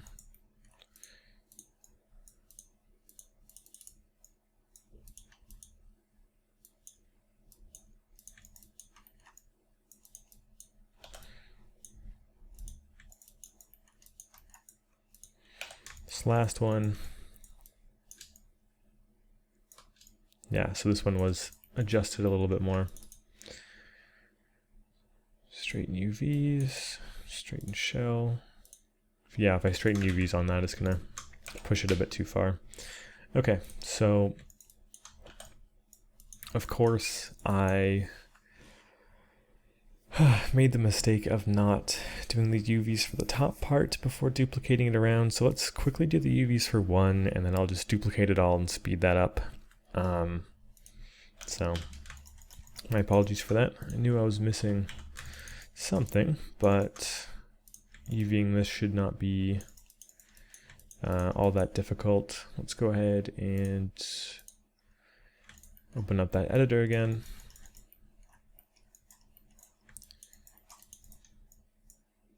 This top part, we can do a camera projection.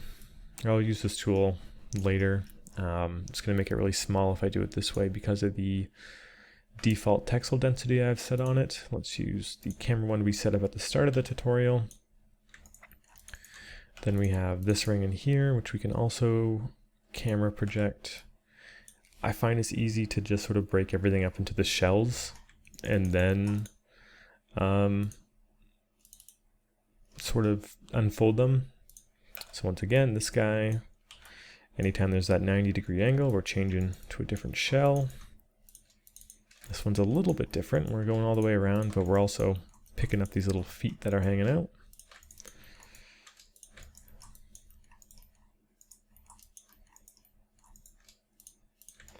So we got those.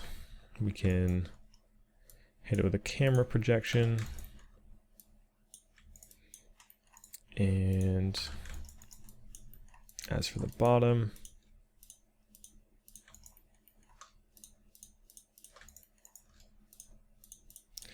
another camera projection, and this very bottom part, camera, this guy, and then all these are kind of the side pieces. Since they're rounded like this, they're all their own shells.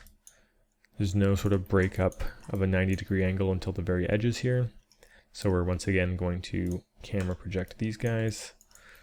This is just a matter of where we want to cut them now. So let's see where the best place to cut. If we're going to be looking at it from here for the majority of the time, having a cut tucked away in the front here will probably be the best spot for this guy. So shift right click cut, unfold. So that guy is taken care of. The top one, we're just going to have to unfold. As a ring, it's fine. This is going to allow us to have no seams whatsoever. Another thing that we could do, and it might be better for baking, just to keep things nice and straight, is we could add a cut somewhere along here. Unfold it, and it's going to turn it into this kind of shape, and then I can just use my UV straighten. So this does add a cut to our shell, but it's going to optimize our baking a little bit more because there's no round parts into it. So that's your call. If the seam is too obvious, you can always get rid of it.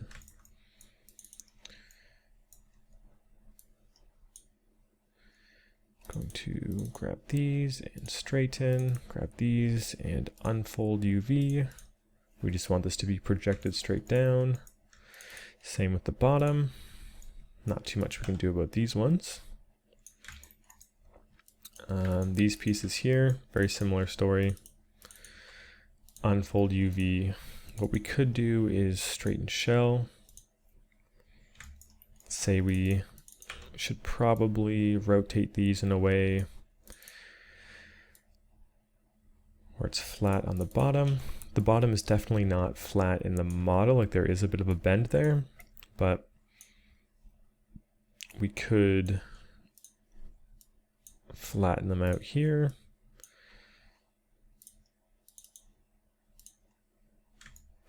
And it's just going to save us a little bit of room in our UV shell and allow us to sort of bake it down with less gradients going on. This guy here, where we add our seam, it doesn't really matter because we're rotating this guy a lot, but I'm just going to add him somewhere along this line or any of these sort of like feet pieces coming out. Just seems more natural than in the middle of a random spot. So let's go ahead and cut that. Unfold. And I'm going to straighten shell. And then with these guys, unfold UV. I'm not quite sure what this is.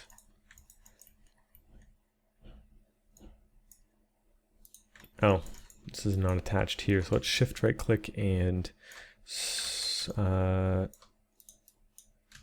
stitch together. Yeah, it's going to bring it over there. These guys, just straighten shell, straighten shell, straighten shell. And just so this guy isn't sticking out weird, can rotate him.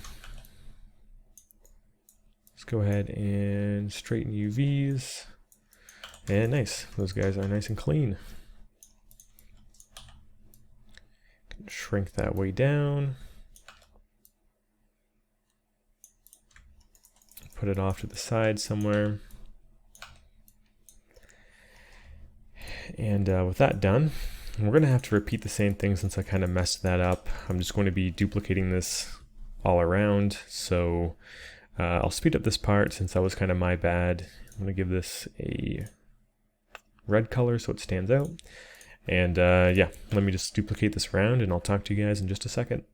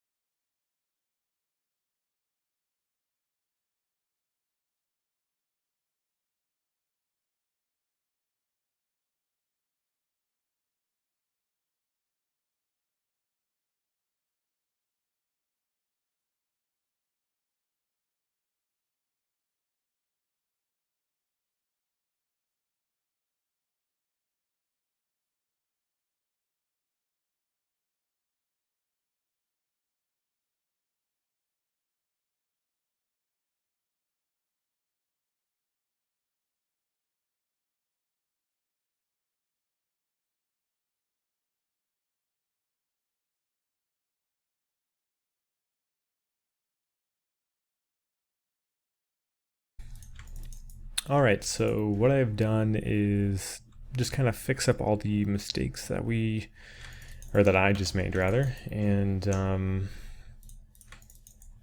now we have all our keys laid out. I kind of changed the color back so that they fit in with the sort of low poly, no color look we're going for. I suppose I should do the same with these feet. Yep. So yeah, now they're all done, they're all laid out. I combined the top parts and the bottom parts.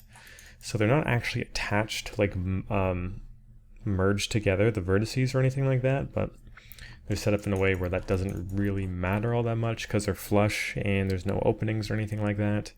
So for all intents and purposes, it's pretty much the same thing. And then the last thing I wanted to tackle before I sort of start speeding this up quite a bit and doing a light commentary over it would be this main keyboard. Now, if I'm not mistaken, like this back part should all be fine. The only real part that needs a lot of attention is going to be right here, where I should have just gone through and connected all of these, as well as the tops. The tops are going to have to snap to be completely flush with these guys, but we can do that at the very end. The first thing that we need to worry about really, and I probably should have done it as I was going along, was these sort of rounded bits. So let's sort of compare the high poly to this.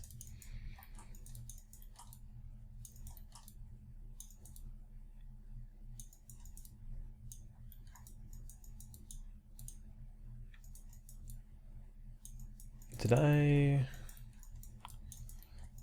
feel like I slightly moved it over. Did I nudge it over at some point? Let's just hit Control Z a few times.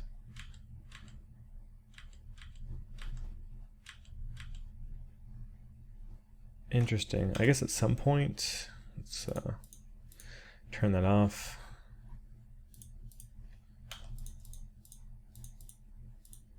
Bring back the high poly. I guess at some point I nudged this over because this one looks fine, but this looks like everything's slightly to the left, even yeah, even here. So let's just shimmy that back into place. It's looking a lot better because we want it to sort of be in here when we bake it down.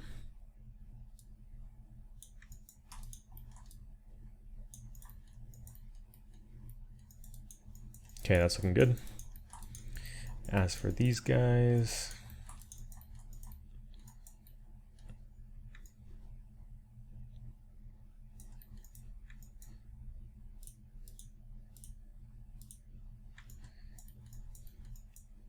it's really hard to say because it looks like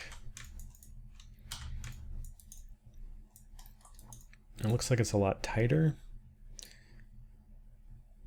Like it's much more of a curve like this.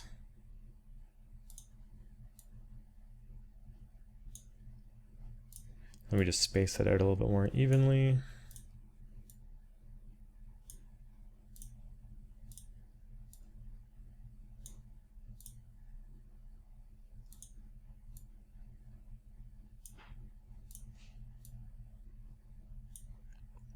So it's a bit more like this. When we started to polish things, it really softened it out. The tops and the bottoms, like, could definitely be afforded to be pushed in a little bit. I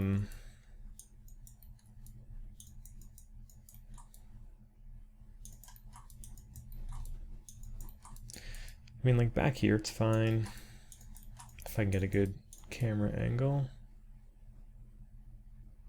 Seems pretty fine. I think that stuff should be good, especially when we're baking it down. It's mostly just these rounded areas.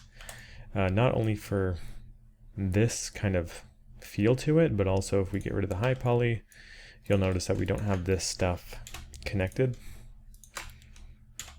So we're gonna have to sort of connect it like so.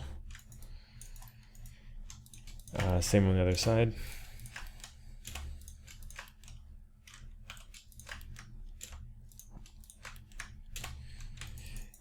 And for this, probably the quickest solution would be to grab these pieces here, go to our Smart Duplicate Face, drag this out, and just kind of delete all of these and replace them with this. There's a few other areas that might need more attention, kind of like these sloped areas. Got quite kind of thrown off a little bit when we were softening things out quite a bit.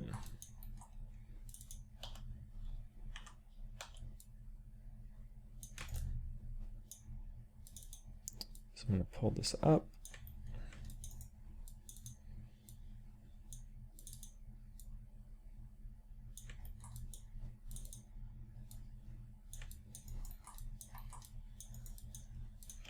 And then there is a decent gap between that.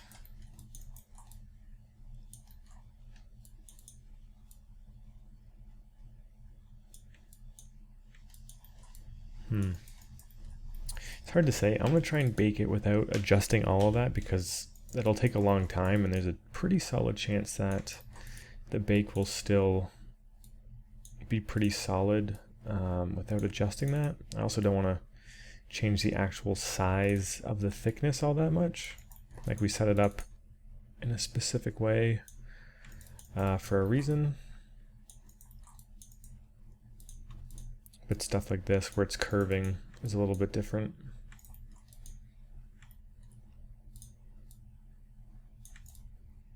Because that's actual silhouette information.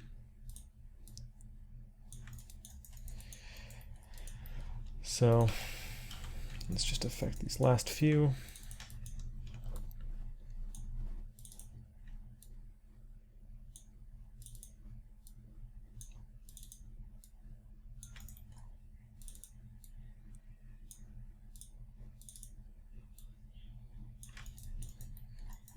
Okay.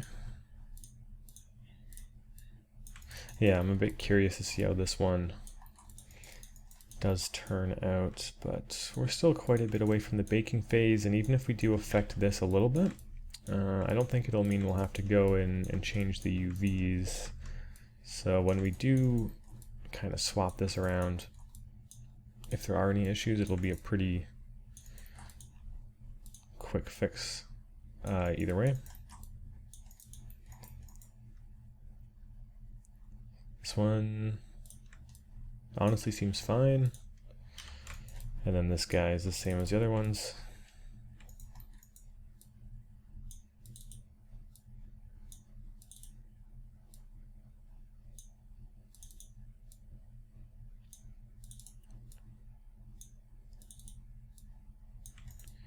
Okay, cool. Let's hide that high poly. And just like a lot of other things we've done in this part, I am just going to speed through this. Let's do a few of them together, and then I will just pretty much say, hey, I'll see you guys as soon as this part's done. But essentially what I'm going to do is grab this geo, delete this, grab this here, snap it into place, make sure it's all flush, and then if we turn on our high poly, oh, interesting. Maybe we won't have to do that.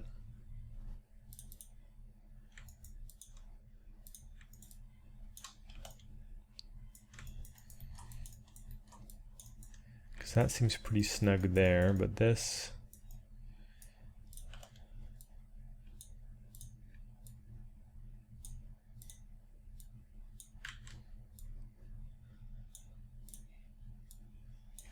might be better being a bit more subtle like this.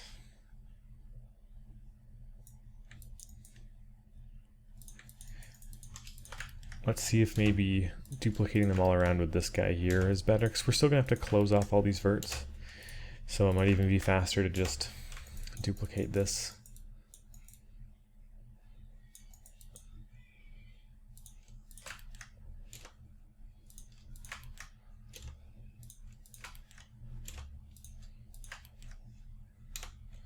Okay, so let's try this one out. If we can grab these faces, smart duplicate, center pivot,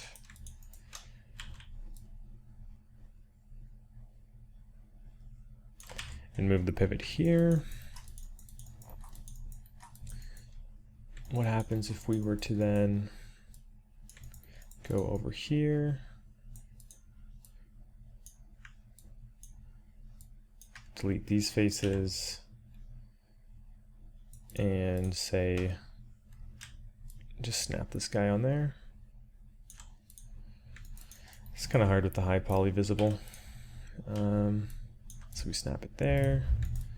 And yeah, that's a bit more of a tight fit. So I'm going to do a pass, sort of snapping this guy onto all of these pieces at the bottom so that they're closed off, and then we'll merge them. And I'll speed this part up, but I just sort of encourage you to kind of keep an eye on the sort of tightness, see if it's fitting around it properly. It's kind of strange how this first one worked really well for this guy. It might be because he's one of these exception pieces, but who knows? Either way, just sort of keep an eye out for him, and we'll continue along with this method. But yeah, let's hide the high poly. Let's grab this piece and this. And yeah, I'll see you guys in just a moment.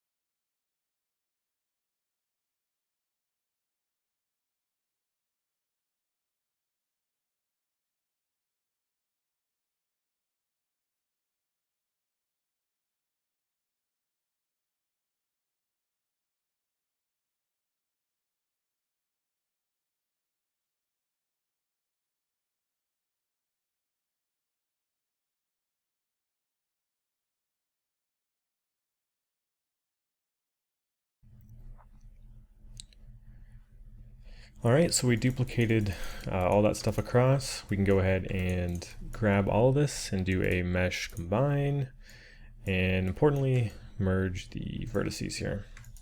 So all this stuff is already pretty low poly, so we should be fine. I'm thinking about these faces here, if we can go ahead and delete them. Let's go ahead and look at our high poly for this. These faces are all kind of pressed in here and should be pretty much impossible to see.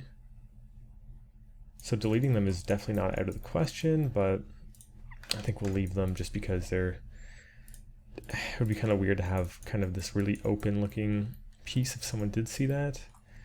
I'm also not super convinced that this is properly centered.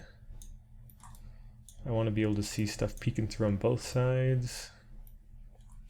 Seems like this side is not as powerful. We can hit the plus and minus keys to make our gizmo bigger, which will make it more sensitive to movement.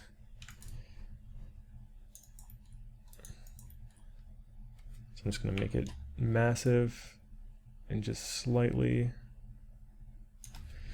adjust it until I see it's looking pretty similar on both sides.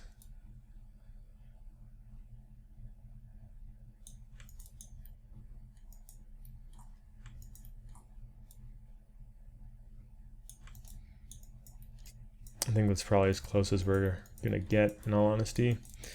So the final thing we have to do for these guys, which is a pretty quick one, is first of all, let's add this to the low poly layer. We'll get out of the Zbrush layer. We can color these guys back to our gray color. And all that we really have to do to sort of finish this off is take these top caps and snap them so that they're level with these pieces here. Vertex snap that. Vertex snap that. Seems like they might already all be like that. No, not those guys. This row seems to be snapped at the right height. This guy we haven't gotten to yet. He's an exception piece. So there's this second row. Let's see if we can just grab them all at once. Deselect the sides. Let's squish them so they're the same height. And snap them down so they're flush. Perfect. Let's do the same for the next row.